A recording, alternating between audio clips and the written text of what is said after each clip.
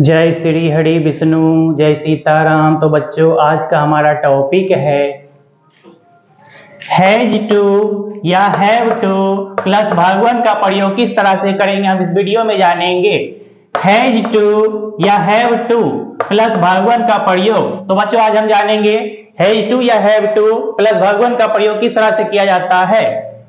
पहचान। तो बच्चों, सबसे पहले इसका पहचान देखें। पहचानने का तरीका है पहचान। इसमें हिंदी वाक्य के क्रिया के अंत में, हिंदी वाक्य के क्रिया के अंत में ना है, नी है, ने है या ना पढ़ता है, नी पढ़ती है, ने पढ़ते हैं, ना होता है इत्यादि लगा रहता है।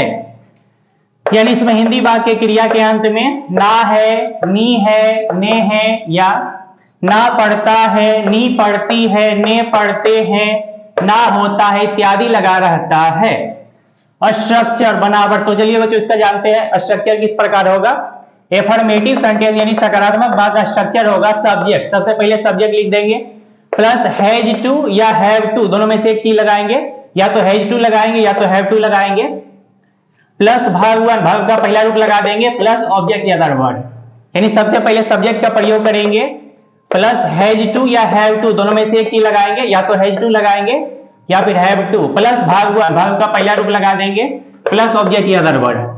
अगर निगेटिव सेंटेंस रहे, नहीं वाला सेंटेंस, इसका फॉर्मूला होगा सब्जेक्ट। सबसे पहले सब्जेक्ट लिखेंगे, प्लस हैज या हैव, दोनों में से एक चीज लगाएंगे, हैज या हैव, दोनों में से एक चीज लगाएंगे। प्लस नोट, उसके बाद नोट लगा देंगे, प्लस टू, उसके बाद टू का प्रयोग करेंगे, प्लस भाग वन, भाग का पहला रूप लगाएंगे, प्लस ऑब्जेक्ट या अदर वर्ड। अगर इंटरोगेटिव सेंटेंस रहे, क्या वाला सेंटेंस, इसका फॉर्मूला होगा, इंटरोगेटिव सेंटेंस का फॉर्मूला होगा हैज या हैव। सबसे पहले हेल्पिंग वर्ब लिखेंगे, हैज या हैव, दोनों में से एक चीज लगाएंगे, हैज या हैव, प्लस सब्जेक्ट, सब्जेक्ट का प्रयोग करेंगे, प्लस टू, टू का प्रयोग करेंगे, प्लस भाग वन, भाग का पहला रूप लगाएंगे, प्लस ऑब्जेक्ट या अदर वर्ड, लास्ट में क्वेश्चन मार्क दे देंगे। यानी इंटरोगेटिव सेंटेंस का स्ट्रक्चर होगा हैज या हैव। सबसे पहले हैज या हैव लगाएंगे, प्लस सब्जेक्ट, सब्जेक्ट का प्रयोग करेंगे, प्लस टू, टू का प्रयोग करेंगे, प्लस भाग वन, भाग का पहला रूप लगाएंगे, प्लस ऑब्जेक्ट या अदर वर्ड, लास्ट में क्वेश्चन मार्क दे देंगे। और बच्चों देखेंगे आई, वी, यू, दे और प्लूरल के साथ हैव टू का प्रयोग करते हैं। आई, वी, यू, दे और प्लूरल के साथ हैव टू का प्रयोग करते हैं, और बाकी सभी के साथ हैज टू का प्रयोग करेंगे। जैसे ही, सी, ईट सिंगुलर के साथ हैज टू का प्रयोग करेंगे, ही, सी, ईट और सिंगुलर के साथ हैज टू का प्रयोग करेंगे। तो बच्चों, अब एग्जांपल देखते हैं किस तरह सॉल्व किया जाता है। मुझे यह किताब पढ़ना है। इसमें पढ़ना क्रिया और क्रिया के अंत में ना है लगा हुआ है। पढ़ना क्रिया और क्रिया के अंत में ना है लगा हुआ है। इस फार्मूला पे बनाएंगे, सबसे पहले सब्जेक्ट लगाएंगे, प्लस हैज टू या हैव टू, दोनों में से एक चीज लगाएंगे, प्लस भाग वन, भाग का पहला रूप लगा देंगे, प्लस ऑब्जेक्ट या अदर वर्ड। तो सबसे पहले सब्जेक्ट लिखते हैं मुझे। मुझे की मीनिंग लिखेंगे आई, आई के साथ हैव टू का प्रयोग करते हैं, आई के साथ हैव टू का प्रयोग करेंगे, यहां लिखेंगे हैव टू। उसके बाद भाग वन, भाग का पहला रूप लगाएंगे, पढ़ना की मीनिंग लिखेंगे रीड। उसके बाद ऑब्जेक्ट या अदर वर्ड, यहां लिखेंगे यह किताब, यह किताब की मीनिंग लिखेंगे दिस बुक।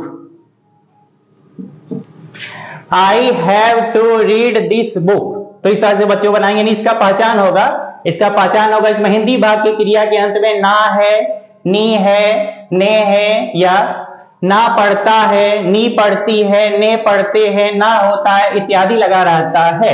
तो चलिए बच्चों आगे देखते हैं और एग्जांपल बहुत सारा। उसे फूल नहीं तोड़ना पड़ता है। तोड़ना क्रिया और क्रिया के अंत में ना पड़ता है लगा हुआ है, ना पड़ता है। इसको इसी फॉर्मूला बनाएंगे। सबसे पहले सब्जेक्ट लिखेंगे, उसे की मीनिंग लिखेंगे ही के साथ हैज टू का प्रयोग करेंगे, ही हैड, नहीं है तो नोट लगा देंगे बीच में, ही हैज नोट। उसके बाद टू का प्रयोग करेंगे, he has not to, not बीच में डाल देंगे। उसके बाद भाग वन लगाएंगे, भाग का पहला रूप लगाएंगे तोड़ना, तोड़ना की मीनिंग लिखेंगे यहाँ पे प्लक, भाग वन लगाएंगे प्लक। उसके बाद फूल की मीनिंग लिखेंगे the flower. He has not to pluck the flower, इस तरह से बनाएंगे। कवि को कविता लिखना होता है, इसमें लिखना क्रिया और क्रिया के अंत में ना होता है लगा हुआ है, ना है लगा हुआ, ना है या ना होता है लगा हुआ है। इसको भी उसी ढंग से बनाएंगे। सबसे पहले सब्जेक्ट लिखेंगे, कवि की मीनिंग लिखेंगे द पोएट। उसके बाद चूंकि ये पोएट सिंगुलर है तो इसके साथ हैज टू का प्रयोग करेंगे, has to, the poet has to. उसके बाद वर्ब वन का प्रयोग करेंगे, लिखना की मीनिंग लिखेंगे राइट, राइट। उसके बाद ऑब्जेक्ट लिखेंगे, कविता की मीनिंग लिखेंगे the poem, the poet has to write the poem, इस तरह बनाएंगे। क्या गाय को हरी घास खानी पड़ती है, इसमें खाना क्रिया और क्रिया के अंत में नी पड़ती है लगा हुआ, नी पड़ती है, तो इसको भी इसी ढंग से बनाएंगे। यहाँ पे क्या लगा हुआ है, ये इंट्रोगेटिव सेंटेंस है, तो सबसे पहले हेल्पिंग वर्ब को आगे भेज देंगे। यहाँ गाय सिंगुलर है तो सिंगुलर के साथ हैज का प्रयोग करते हैं। सबसे पहले हैज लगाएंगे, उसके बाद सब्जेक्ट लिखेंगे गाय की मीनिंग द काउ, उसके बाद टू लगाएंगे, हैज द काउ टू। उसके बाद वर्ब वन का प्रयोग करेंगे, खाना की मीनिंग लिखेंगे ईट, वर्ब वन लगाएंगे। उसके बाद हरी घास, हरी घास की मीनिंग लिखेंगे ग्रीन ग्रास, क्वेश्चन मार्क दे देंगे। Has the cow to eat green grass, question mark दे देंगे। क्या बच्चों को कविता याद करना होता है, इसमें याद करना क्रिया और क्रिया के अंत में ना होता है लगा हुआ है, ना है या ना होता है, इसको भी उसी ढंग से बनाएंगे। यहाँ पे क्या लगा हुआ है, ये इंट्रोगेटिव सेंटेंस है और बच्चों यहाँ प्लुरल है तो प्लुरल के साथ हैव का प्रयोग करते हैं, प्लुरल के साथ हैव का प्रयोग करते हैं। उसके बाद सब्जेक्ट लिखेंगे, बच्चों की मीनिंग चिल्ड्रेन, उसके बाद टू लगाएंगे, हैव चिल्ड्रेन टू। उसके बाद वर्ब वन का प्रयोग करेंगे रिमेंबर, याद करना की मीनिंग लिखेंगे रिमेंबर, रिमेंबर। उसके बाद कविता, कविता की मीनिंग लिखेंगे द पोएम, क्वेश्चन मार्क दे देंगे। Have children to remember the poem, question mark दे देंगे। क्या मछुआरा को मछली पकड़ना होता है, यहाँ क्रिया के अंत में ना होता है लगा हुआ है, पकड़ना क्रिया है, इसको भी उसी ढंग से बनाएंगे। यहाँ क्या लगा हुआ है और मछुआरा यहाँ पे सिंगुलर है तो सिंगुलर के साथ हैज का प्रयोग करते हैं, हैज, यानी सिंगुलर के साथ हैज लगाते हैं, प्लुरल के साथ हैव लगाते हैं।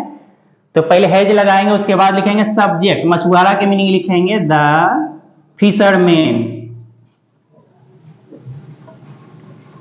Has the fisherman. उसके बाद टू का प्रयोग करेंगे, हैज द फिशरमैन टू।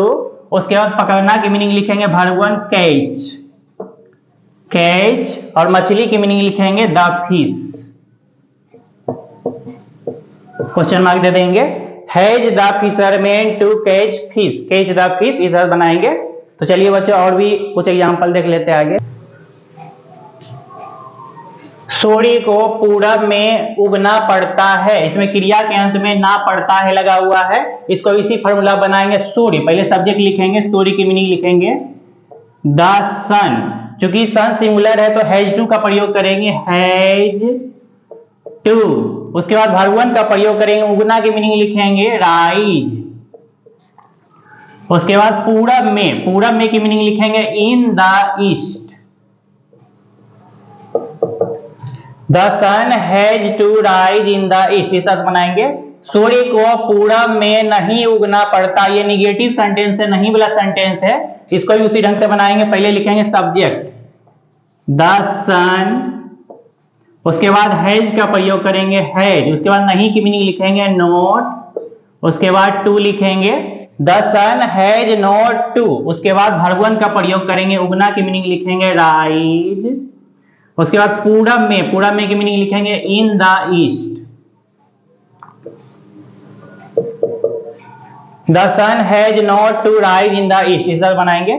क्या सूर्य को पूरब में उगना पड़ता है, ये इंट्रोगेटिव सेंटेंस है, क्या लगा हुआ है, तो सबसे पहले हेल्पिंग वर्ब को आगे कर देंगे, हैज को आगे कर देंगे। सबसे पहले लिखेंगे हैज, उसके बाद सब्जेक्ट लिखेंगे, सूर्य की मीनिंग लिखेंगे the sun, has the sun. उसके बाद टू लिखेंगे, हैज द सन टू, उसके बाद वर्ब वन का प्रयोग करेंगे, उगना की मीनिंग लिखेंगे राइज, उसके बाद पूरब में की मीनिंग लिखेंगे in the east, question mark दे देंगे। Has the sun to rise in the east, question mark दे देंगे। क्या सूर्य को पूरब में नहीं उगना पड़ता है? ये इंट्रोगेटिव निगेटिव सेंटेंस है, यहाँ क्या लगा हुआ, यहाँ पे नहीं लगा हुआ, इंट्रोगेटिव निगेटिव सेंटेंस है। तो सबसे पहले हेल्पिंग वर्ब का प्रयोग करेंगे हैज, सबसे पहले हैज लगाएंगे, उसके बाद सब्जेक्ट लिखेंगे, सूरज की मीनिंग लिखेंगे द सन, उसके बाद नहीं की मीनिंग यहाँ पे नोट लगाएंगे, सब्जेक्ट के बाद नोट लगा देंगे, हैज द सन नोट, उसके बाद टू लगाएंगे टू, उसके बाद वर्ब वन का प्रयोग करेंगे, उगना की मीनिंग लिखेंगे राइज, उसके बाद पूरब में की मीनिंग लिखेंगे in the east, question mark दे देंगे। Has the sun not to rise in the east, question mark दे देंगे। सूर्य को पूरब में क्यों उगना पड़ता है, यहाँ पे क्यों लगा हुआ है।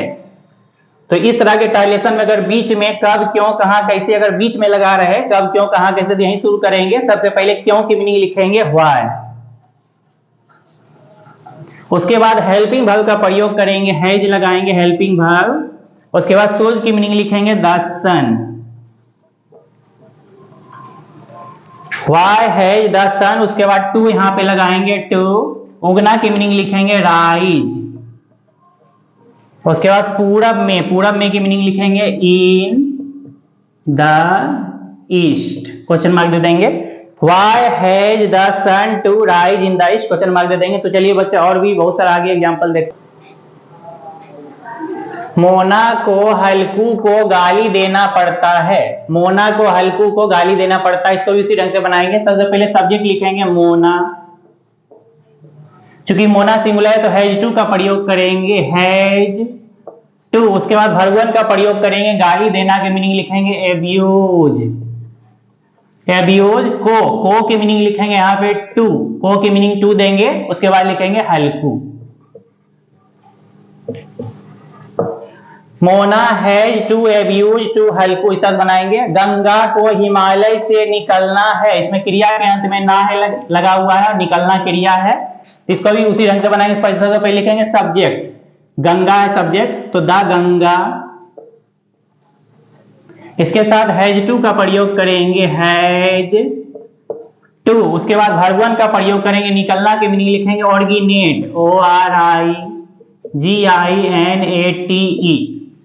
The Ganga has to originate, originate means निकलना, वर्ब वन लगा देंगे।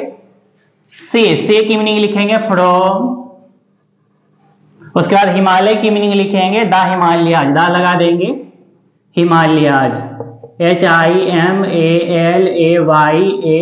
Himalayas. The Ganga has to originate from the Himalayas, इस तरह बनाएंगे। क्या ग्वाला को दूध का व्यापार करना होता है, इसमें क्रिया के अंत में ना है लगा हुआ है, ना है या ना होता है लगा हुआ है, और यहाँ पे क्या लगा हुआ है, इंट्रोगेटिव सेंटेंस है। तो सबसे पहले हेल्पिंग वर्ब लगाएंगे हैज, क्योंकि ग्वाला सिंगुलर है तो हैज का प्रयोग करेंगे हैज, उसके बाद सब्जेक्ट लिखेंगे द, ग्वाला की मीनिंग लिखेंगे मिल्कमैन, हैज द मिल्कमैन, उसके बाद टू का प्रयोग करेंगे, उसके बाद वर्ब वन लगाएंगे, वर्ब का पहला रूप लगाएंगे, व्यापार करना की मीनिंग लिखेंगे ट्रेड, उसके बाद का की मीनिंग लिखेंगे ऑफ, उसके बाद दूध की मीनिंग लिख देंगे milk. Has the milkman to trade off milk, question mark दे देंगे। क्या राष्ट्रपति को भगवान कृष्ण की पूजा करनी है, इसमें क्रिया के अंत में नी है लगा हुआ है, और यहाँ पे क्या लगा हुआ है, ये इंट्रोगेटिव सेंटेंस। सबसे पहले हेल्पिंग वर्ब लगाएंगे हैज का प्रयोग करेंगे, उसके बाद सब्जेक्ट लिखेंगे, राष्ट्रपति की मीनिंग लिखेंगे the president, PRESIDENT, has the president to, has the president to, उसके बाद वर्ब वन का प्रयोग करेंगे, पूजा करना की मीनिंग लिखेंगे वर्शिप, WORSHIP, वर्शिप, उसके बाद ऑब्जेक्ट या वर्ब लिखेंगे, भगवान कृष्ण की मीनिंग लिखेंगे वर्शिप द, भगवान की मीनिंग लिखेंगे गॉड, उसके बाद लिखेंगे Krishna. Has the president to worship the god Krishna, question mark दे देंगे। रोगी को समय पर दवा क्यों लेनी पड़ती है, इसमें क्रिया के अंत में नी पड़ती है लगा हुआ है और यहाँ पे क्यों लगा हुआ है। इस तरह के टाइलिस में अगर बीच में कब क्यों कहाँ कैसे लगा है बीच में, तो यही शुरू करेंगे। पहले क्यों की मीनिंग लिखेंगे व्हाई, क्यों की मीनिंग लिखेंगे व्हाई। उसके बाद हेल्पिंग वर्ब लिखेंगे, हैज लगा देंगे, क्योंकि रोगी सिंगुलर है तो सिंगुलर के साथ हैज लगाते हैं, व्हाई हैज। उसके बाद सब्जेक्ट लिखेंगे, रोगी की मीनिंग लिखेंगे the patient, why has the patient to, why has the patient to. उसके बाद वर्ब वन का प्रयोग करेंगे, दवा लेना, दवा लेना की मीनिंग लिखेंगे टेक मेडिसिन, दवा की मीनिंग लिखेंगे मेडिसिन। तो वर्ब वन लगाएंगे, लेना की मीनिंग टेक लिखेंगे और दवा की मीनिंग लिखेंगे medicine. Why has the patient to take medicine. उसके बाद लिखेंगे समय पर, समय पर की मीनिंग लिखेंगे on time. Why has the patient to take medicine on time, question mark दे देंगे। क्या हम लोगों को राष्ट्र की सेवा करनी पड़ती है, यहाँ पे नी पड़ती है, क्रिया के अंत में लगा हुआ है, नी पड़ती है और सेवा करना क्रिया है। तो यहाँ पे देखेंगे क्या लगा हुआ है। सबसे पहले हेल्पिंग वर्ब लगाएंगे, हम लोगों यानी इसके साथ हैव का प्रयोग करेंगे।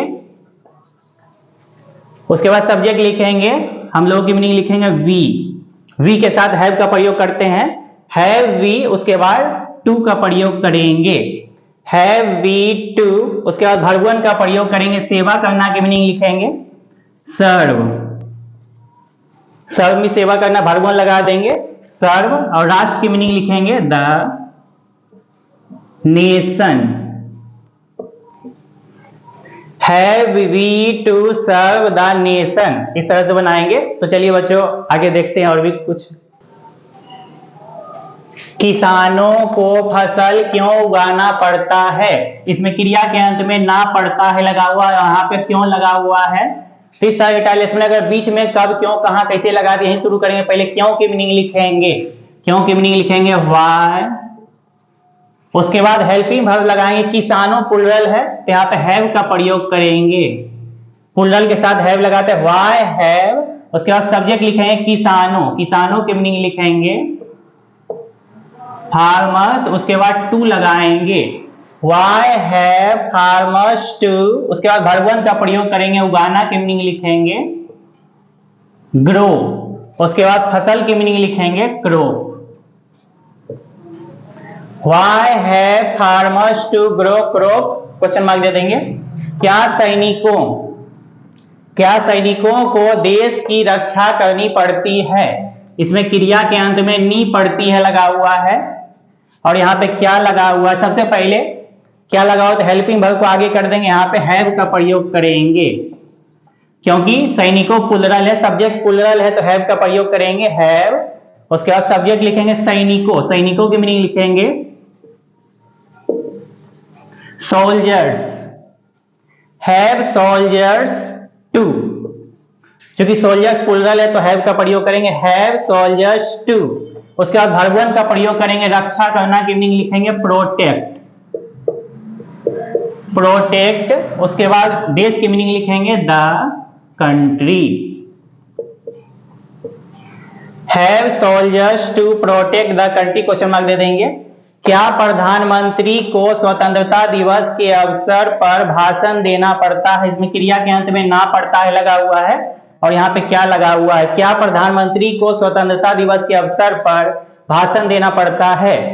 तो सबसे पहले क्या लगा हुआ है, तो यहाँ पे हैज का प्रयोग करेंगे, हेल्पिंग वर्ब लगाएंगे हैज, क्योंकि प्रधानमंत्री सिंगुलर है तो इसके साथ हैज का प्रयोग करेंगे। सबसे पहले हेल्पिंग वर्ब लगा देंगे, उसके बाद सब्जेक्ट लिखेंगे द, प्रधानमंत्री की मीनिंग लिखेंगे prime minister, has the prime minister to. उसके बाद टू लगाएंगे, उसके बाद वर्ब वन का प्रयोग करेंगे, भाषण देना की मीनिंग लिखेंगे deliver, deliver a speech. Deliver a speech भगवान का प्रयोग करेंगे, has the prime minister to deliver a speech. उसके बाद स्वतंत्रता दिवस के अवसर पर, इसकी मीनिंग लिखेंगे स्वतंत्रता दिवस के अवसर पर, इसकी मीनिंग लिखेंगे ऑन द, अवसर की मीनिंग लिखेंगे ओकेजन, ओकेजन ऑफ, स्वतंत्रता दिवस की मीनिंग लिखेंगे Independence Day,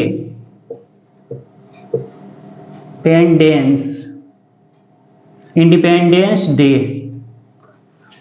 has the prime minister to deliver a speech on the occasion of Independence Day, इस तरह से बनाएंगे। और बच्चों, हमारे वीडियो को लाइक और सब्सक्राइब करने की जरूरत बिल्कुल भी नहीं है, क्योंकि हमारा मकसद बच्चों को सही शिक्षा देना है, ना कि किसी किस्म का व्यापार करना। बहुत बहुत धन्यवाद।